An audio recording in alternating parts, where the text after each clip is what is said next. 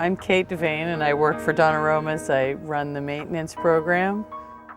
I love creating really beautiful gardens and landscapes. It's a wonderful job. It's a really great group of people that we work with. So that's a big part of it. I think that, you know, the whole group that Don Aromas has got all across the board is a really nice group of people, and we're kind of like one big family. Yeah, you're gonna go all the way around. It's pretty muddy this way, so be careful. Don't go into the big puddles. You might not come out. Nice. Let's see how muddy it is. This looks okay. Usually we don't do it this way. We do always have to kind of change it up all the time because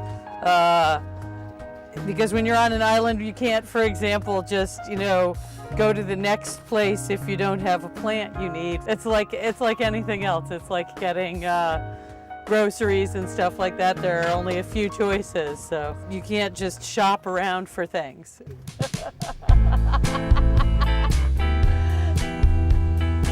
Well, what we're doing is we're kind of putting the gardens to bed, is what we call it. Clean up the gardens, get rid of all the debris that can cause rot in the garden beds and in the perennials.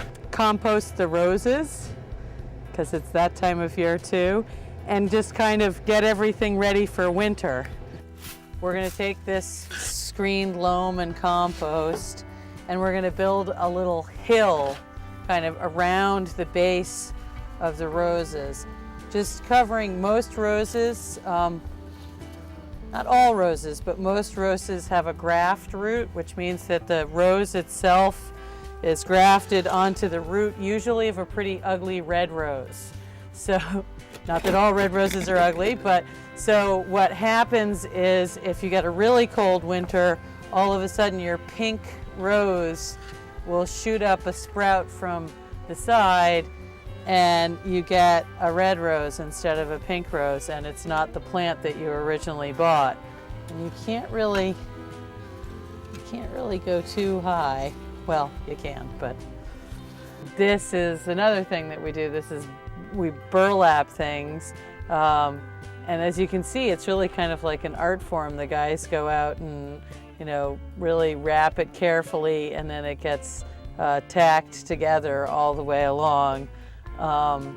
And as you can see, we wrap a lot of things. We tend to not do this for people who are here right away. You know, usually if they're here, we wait until after New Year's or something so that they're not looking at this. It's kind of pretty.